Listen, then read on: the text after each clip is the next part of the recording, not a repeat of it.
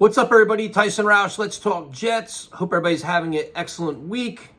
The rain continues in New Jersey, and I'm starting to think that I'm living in Seattle because it's just unbearable at this point.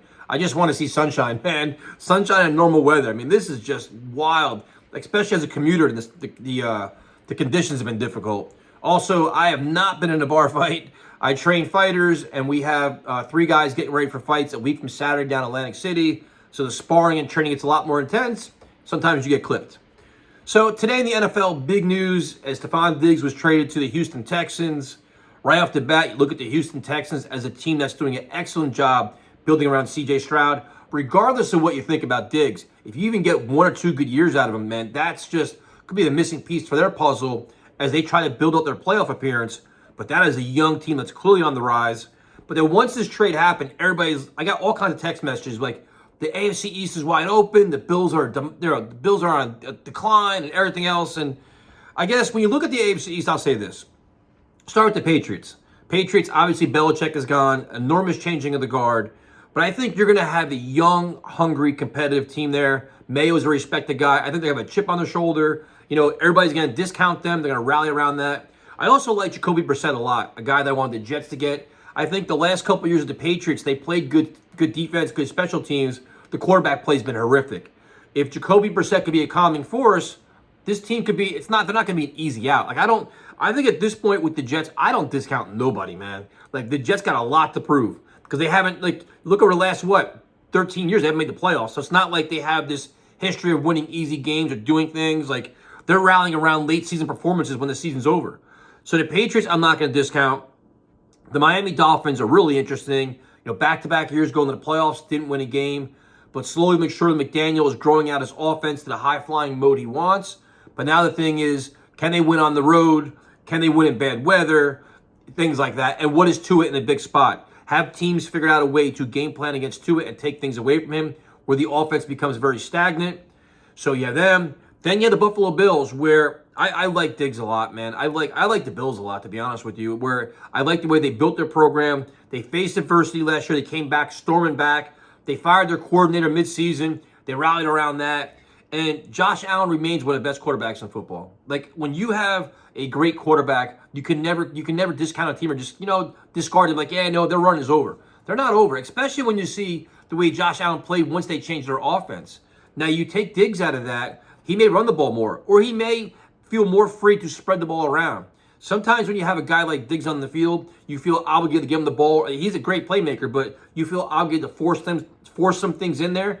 This could give the Bills a chance to open up their offense. I think they'll make another move. I know they have Curtis Samuel, but they'll either draft a guy, maybe trade for somebody. They'll add more pieces to their puzzle. But the Bills are still a very good team, man. And I still think they're the team to beat. To be the champ, you got to beat the champ kind of deal. So the Bills, I think, are still going to be very good. And then it comes down to the Jets. Now, on paper, the Jets have had another winning offseason. We always joke about offseason champions. I love the trade for Reddick. You also have the revamped offensive line.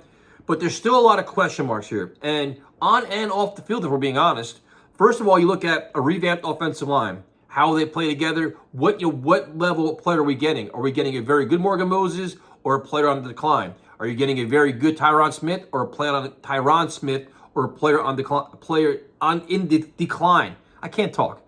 What are you getting there? What are you getting out of Aaron Rodgers? Aaron Rodgers, you got to figure, is ridiculously motivated to come back and prove everybody wrong and have an MVP-like season come off the ACL. But he's still an old quarterback coming in, that we have not seen in this Hackett offense with the Jets.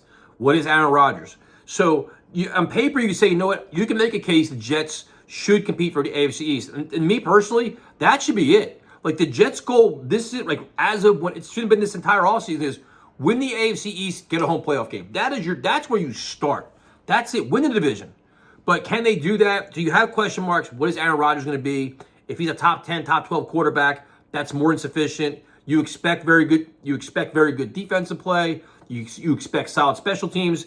Then it could come down to, do they have that winning mindset? Can they find ways to win? Can they learn how to win fast enough? And that's something the Jets haven't done.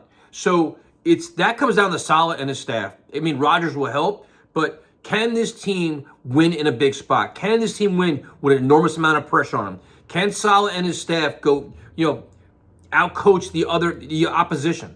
And those are things that all remain to be seen, right? Even with McDermott, or even if you look outside the division into the rest of the AFC, there's a lot of quality coaching staffs out there. Can this Jets team beat those teams?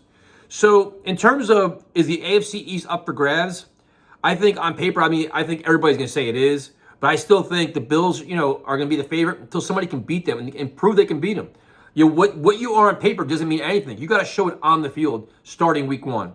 So you'd like to see Aaron Rodgers playing very well. Hopefully Mike Williams is healthy and in the lineup week 1. The offensive line is sound. The coaching and the scheme makes a lot of sense. Hackett has lesson learned. All these different things. But I'm not going to be the one that's going to say the Jets are the front runners for the AFC East. I think they have to show me a lot before I believe that. So let me know what you guys think. I will say this. I feel a lot better about it because the loss of Diggs is big. But, there's still a lot of things that need to happen where I'm like, all right, you know what? We're the go-to team. I'll talk to you guys later.